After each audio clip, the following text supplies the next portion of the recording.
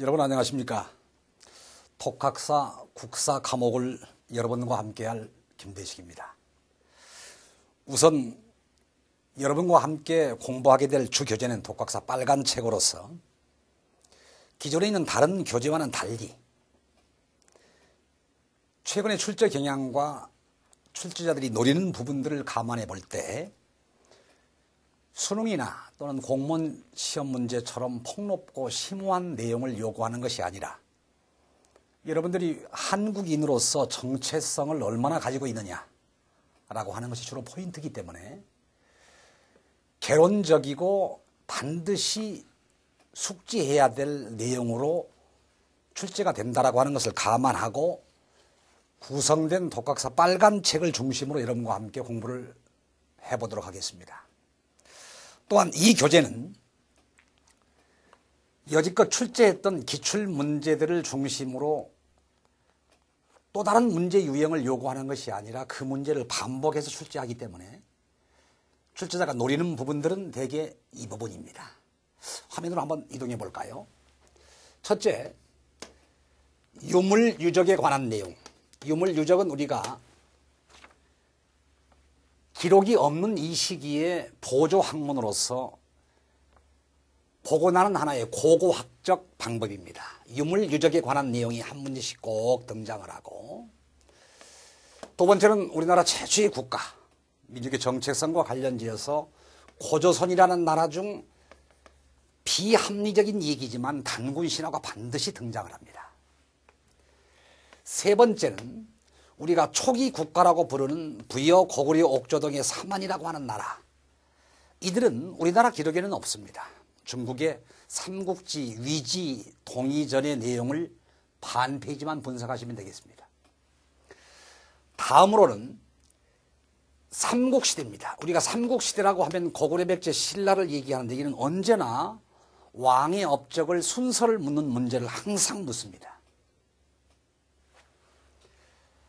다섯 번째, 남북국 시대라고 부르는 이 시기는 통일신라와 발해로서 과거에 통일신라가 우리나라의 최초의 통일국가라고 한 과거의 설이 무너진 이유가 발해도 우리나라 역사로 쳤기 때문입니다. 따라서 신라가 세 나라를 통일한 뒤에 어떻게 해서 왕권을 세 배로 키웠느냐, 그리고 어떻게 민족을 융합했느냐. 발해라고 하는 나라는 중국은 자기 나라 역사라고 하고 우리는 우리나라 역사라고 합니다. 심지어 일본은 임자 없는 땅이라고 하죠. 그런데 고구려는 우리 땅으로 인정을 해주고 발해는 자기 거라고 얘기하는 중국을 제압하기 위해서는 발해에서 고구려적 요소를 찾는 일, 항상 출제자가 노리는 부분입니다. 다음으로 여러분, 우리 고려 시대라고 하면, 여러분 고려는 왜 고려라고 했을까요? 그렇죠. 고구려를 계승해서 고려입니다. 그러면 고구려 옛 땅을 찾고자 하는 의지가 이름 속에 들어있는 거죠. 그러면 고구려 옛 땅을 차지하려면 북쪽으로 진출해야 되고, 북쪽으로 진출하려는 정책이 북진 정책이고, 북진 정책을 하게 되면 당연히 중국과 충돌이 불가피합니다. 따라 중국과 충돌을 해서 우리가 얼마나 이겼고 우리의 민족적 정체성이 얼마나 강렬하게 표출되었느냐라고 하는 것이 항상 출제 대상입니다. 일곱 번째, 조선시대에는 뭐니 해도 우리와 가까운 시기고 많은 기록을 보유하고 있습니다. 따라서 15세기, 16세기, 17세기, 18세기의 전체적인 흐름을 항상 묻습니다. 예컨대 16세기는 4번에 걸쳐서 선비가 크게 화를 입었다라고 하는 것은 4대 사화지요. 이후에 우리는 노론과 소론, 서인과 동인 등 다양한 붕당들로 나눠져서 상호 비판 견제를 했던 붕당 정치의 내용, 그리고 항상 출제자가 노리는 부분 영조와 정조의 치적입니다. 그리고 그 뒤에 개화기라고 부르는 것은 실제 1860년을 전후한 시기인데 서구 세력이 밀려왔을 때 과연 우리가 반응을 어떻게 나타냈느냐.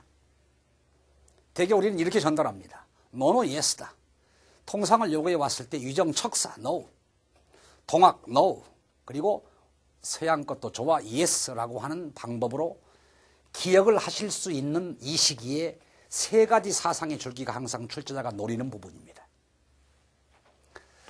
아홉 번째, 일제시대라고 하는 것은 뭐니 해도 우리가 당한 것보다 우리의 투쟁 내용이 중요하겠죠. 따라서 국내외적인 투쟁, 그리고 목숨을 담보로 시베리아나 만주에서 찬바람을 맞으면서 항일투쟁을 했던 우리 선조들은 우리가 기억을 해야 되는 게 도리겠죠. 출제도 항상 그 부분을 노립니다. 10번째는 우리 현재 우리가 살고 있는 시대로서 해방 전국.